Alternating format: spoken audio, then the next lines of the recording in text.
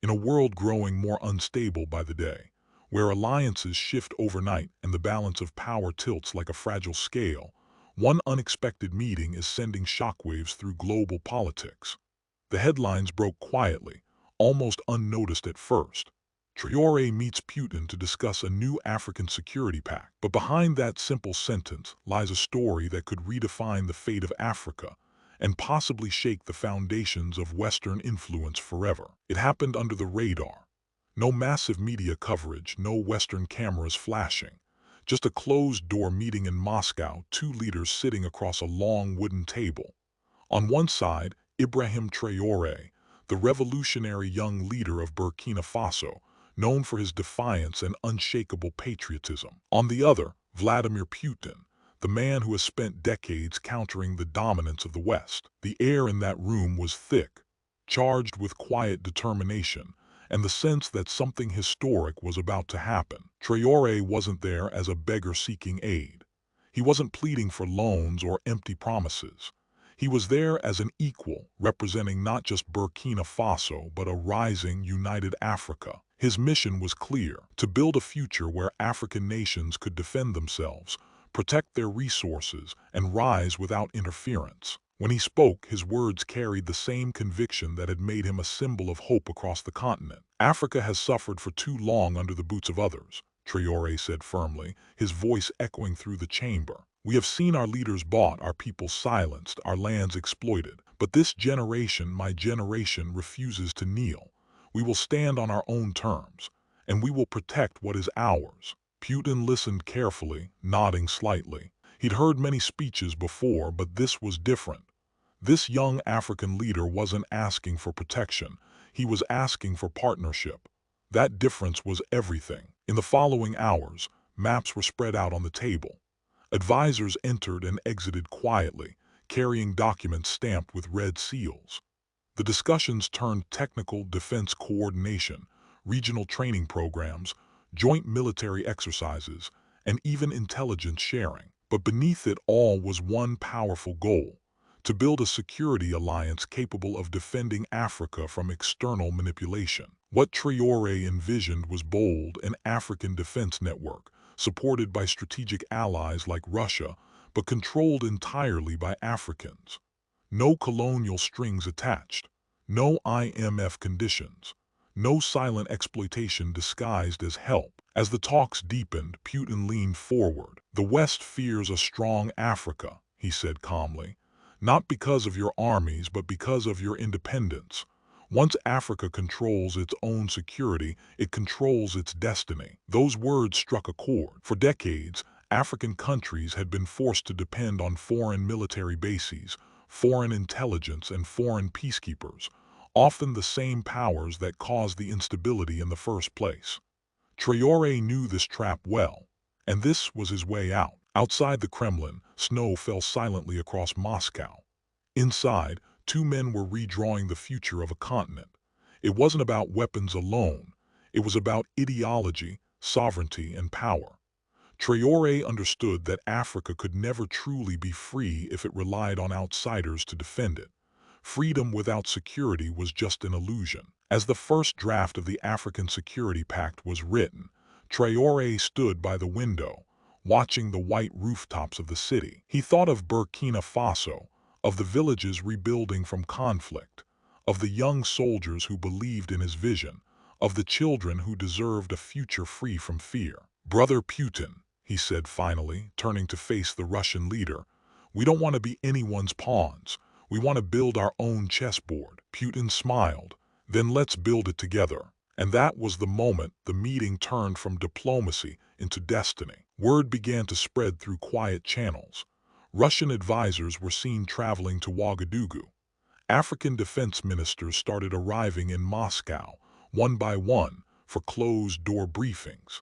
Even within Western intelligence circles, whispers began: something big is happening in Africa. But the real meaning of the meeting wasn't military at all. It was philosophical.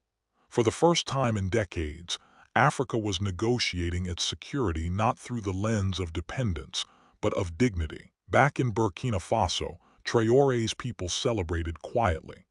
They didn't know the details, none had been released publicly, but they could sense a shift in the air. The young leader who had stood against coups, sanctions, and propaganda was now building bridges of strength across continents. Little did the world know, this was only the beginning of something much larger, a movement that could transform Africa into a fortress of independence and pride. And as the night grew darker in Moscow, one thing was clear: the West was watching, and it was afraid. When news of the Traoré, Putin meeting began to leak, it wasn't from official sources.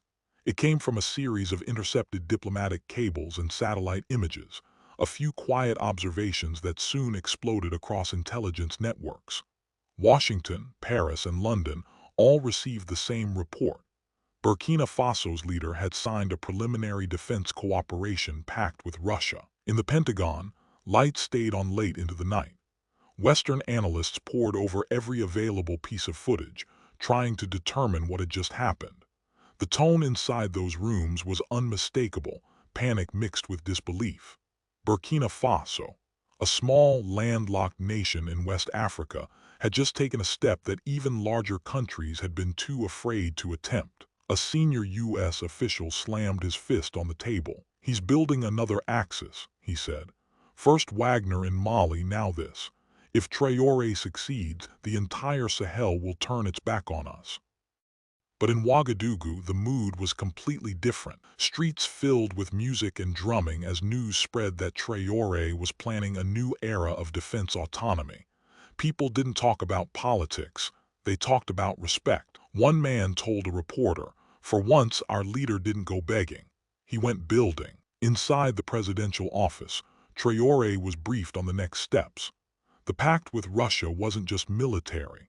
It involved training African officers in advanced counterterrorism techniques, setting up intelligence centers across the Sahel, and creating a joint satellite network for border surveillance. This was about control of skis, of data, of narratives. Burkina Faso's young military cadets would soon train not in Paris or Washington, but in specialized academies in Moscow and St. Petersburg. In return, Russia would gain access to limited strategic partnerships, logistics hubs, air routes, and mineral contracts. But unlike Western deals, these would be transparent, publicly accountable, and beneficial to both sides. At least that was Traoré's condition. When questioned by local media about his bold new direction, Traoré gave a simple but electrifying statement. "We are not breaking ties with the world. We are breaking chains. We are not choosing sides, we are choosing ourselves." That quote went viral across Africa. From Accra to Addis Ababa, millions of young Africans shared his speech online, calling him the voice of a free continent. In the corridors of European power, however, the response was less enthusiastic. France immediately called an emergency meeting at the Élysée Palace. The discussion was blunt. What if Burkina Faso's model inspired others? What if Niger, Chad, or even Congo followed suit? Within hours, French media outlets began running stories questioning Traoré's democratic legitimacy, portraying him as a puppet of Moscow. But the more they attacked him, the more popular he became. Meanwhile, behind closed doors, Russian strategists began working with Burkinabe counterparts to form a continental blueprint, an African Defense Union. It wouldn't be a replica of NATO, but something uniquely African, grounded in sovereignty and mutual protection. Each member nation would commit resources to a collective defense fund, invest in joint technology, and establish rapid response units capable of protecting African borders without foreign intervention. The plan was ambitious, maybe even utopian, but it resonated with a generation tired of being treated as pawns in a global game. Across African capitals, ministers started holding discreet talks. Representatives from Mali, Niger, Guinea, and the Central African Republic all showed interest. There was even quiet outreach from countries not yet ready to declare open independence from Western alliances, but curious enough to ask questions. As this quiet revolution brewed, the West turned to its oldest weapon, sanctions. Within days, financial warnings were issued. Western banks began freezing certain Burkinabe transactions. Security cooperation programs were suspended. The message was clear. Traoré was being punished for daring to act independently, but this time he didn't flinch. Instead, he addressed his nation again on live television. Wearing his signature beret, his tone was calm but unyielding. They can freeze our accounts but not our courage. They can isolate us but not silence us. Burkina Faso has chosen the harder road, but it is the road of dignity. And with that, the crowd outside the presidential office erupted in chants.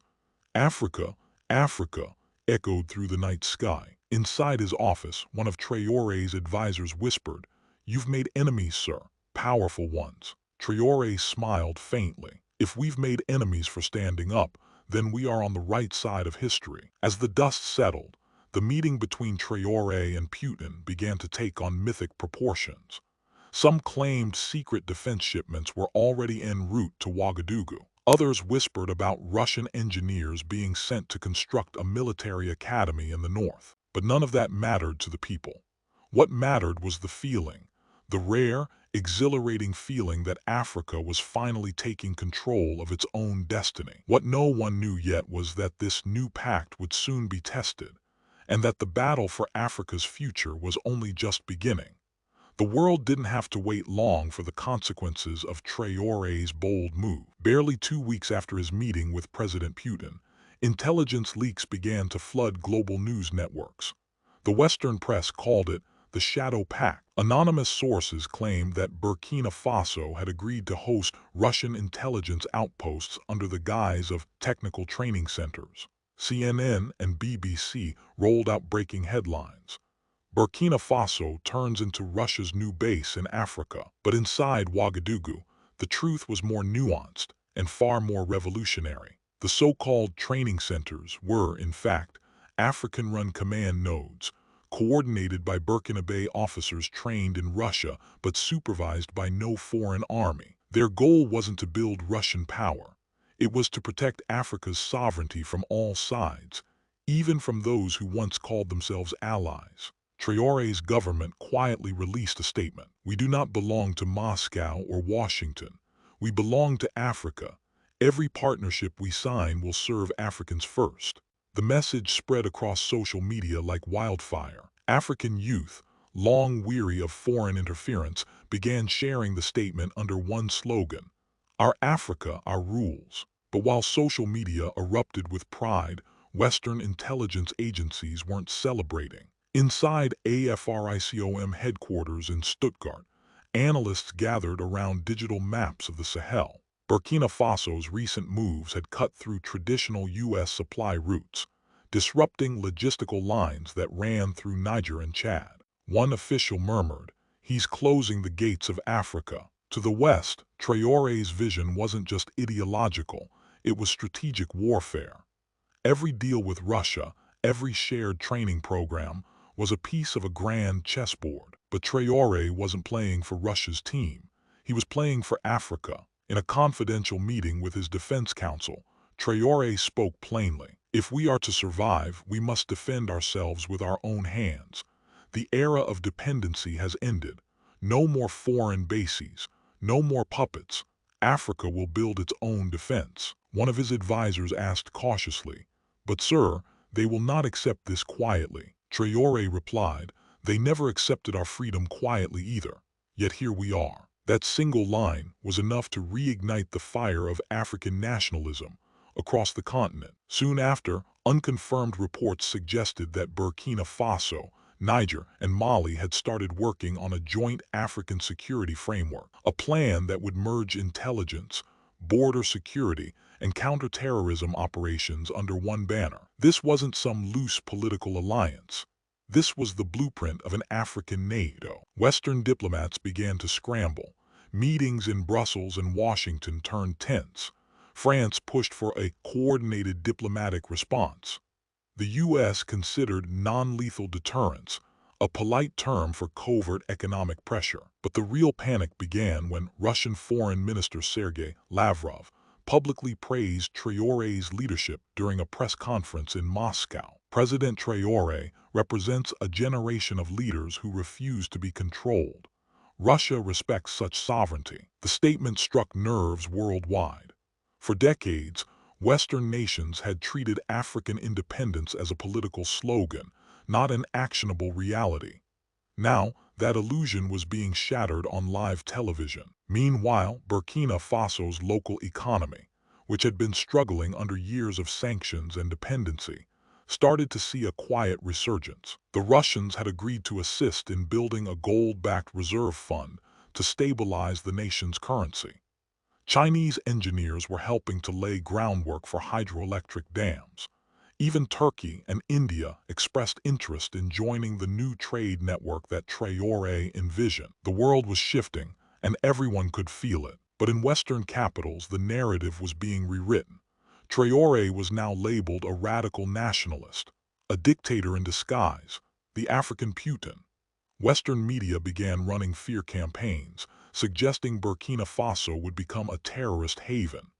Yet the people on the ground saw something else: jobs, electricity projects, safer borders, and a growing sense of dignity. Still, beneath the optimism, tensions were rising. Western intelligence agencies were not going to let Burkina Faso's rebellion go unanswered. In a leaked NATO briefing, a senior officer was heard saying, "We must contain Traoré's movement before it spreads." Contain. That was the word that echoed like thunder in the Sahel, because it was no longer just about Burkina Faso. It was about Africa's awakening. A few weeks later, unidentified drones were spotted flying over Burkinabe airspace. No country claimed responsibility, but everyone knew who was watching. Traoré immediately called an emergency meeting with his generals. He said quietly, "If they come again, bring them down.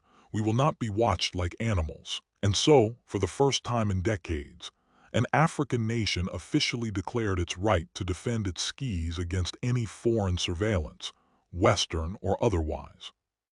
The next morning, headlines around the world read, "Traoré threatens the West." But back in Ouagadougou, no one felt threatened. They felt proud.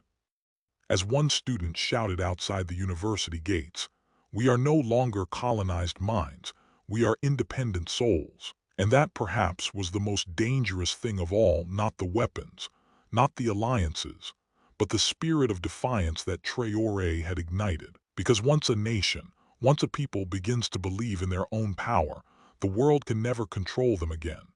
The air in Ouagadougou was tense. The sun hung low over the city, casting a golden hue on the streets where whispers of both pride and fear mingled. President Ibrahim Traoré had just left a late-night security briefing, his eyes fixed on the horizon. The news was grim. Burkina Faso had intercepted communications between Western intelligence operatives, plotting economic sabotage. The West was striking back. After failing to sway Traoré through diplomacy, sanctions, and propaganda, they had shifted to their old playbook: covert destabilization. Unknown groups began funneling money to local media outlets, spreading rumors of corruption inside the military government. Anonymous activists on social media called for protests, claiming Traoré had sold Burkina Faso to Moscow. But this time, Africa wasn't buying the narrative. Every attempt to smear the leader only seemed to strengthen his image. Across Mali, Niger, Guinea, and Chad, young Africans were posting videos wearing t-shirts printed with Traoré's face and a powerful caption: "He speaks what we've been silenced from saying." The youth no longer saw him as just the president of a small, landlocked nation. He had become the symbol of Africa's rebirth. Still, the threats were real. The U.S. had quietly withdrawn its aid program. France had frozen several trade routes, and international banking systems had begun delaying Burkina Faso's financial transfers. The goal was clear: choke the economy until the people turned against their leader.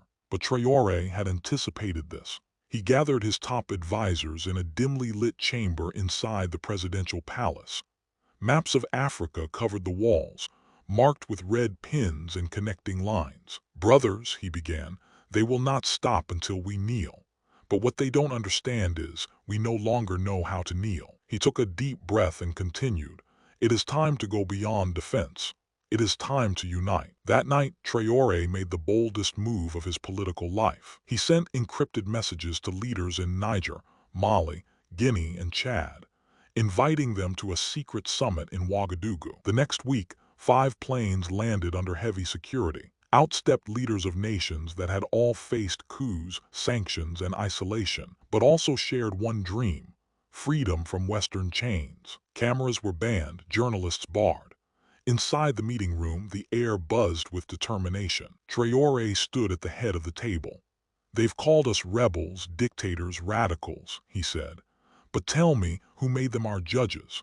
Who gave them the right to decide what is democracy and what is not?" No one spoke. He continued, "We've been taught to rely on their money, their weapons, their systems. Yet all that is given us is poverty and war. Today, we change the script." And with those words, Traoré unveiled his vision: the African Security and Sovereignty Pact, a multi-nation defense and economic alliance that would bind participating countries under one command structure, one shared intelligence system, and one mutual defense guarantee. The Pact's foundation was simple but revolutionary. If any member nation was attacked or sanctioned, all members would respond as one. Gasps filled the room. It was an idea so daring, so audacious, that even his closest allies paused. One leader whispered, "This will make the West furious." Traoré smiled. "Then let them be furious. We've been silent long enough." By dawn, every leader in that room had signed the initial memorandum. And so, without a single Western diplomat present, a new force was born: the Pan-African Shield. News of the secret agreement leaked within days. Western outlets mocked it as a fantasy alliance, claiming it would collapse within months. But within weeks, reality struck. Russian and Chinese officials publicly endorsed the initiative, offering logistical and economic support. And suddenly, what the West had dismissed as a symbolic gesture began taking tangible form.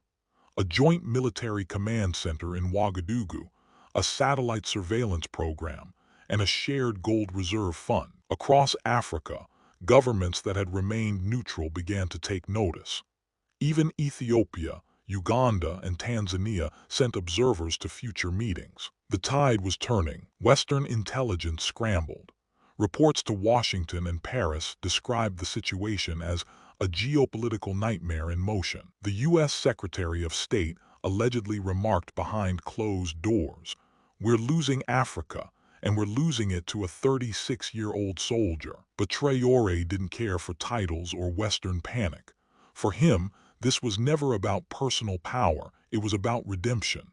He had once said, "The dignity of a nation is worth more than the comfort of its rulers." And now, that belief was manifesting into history itself. As Burkina Faso began constructing its new gold-backed digital system, funded jointly with Russia and Mali, ordinary citizens could feel the shift. Farmers received fairer trade deals.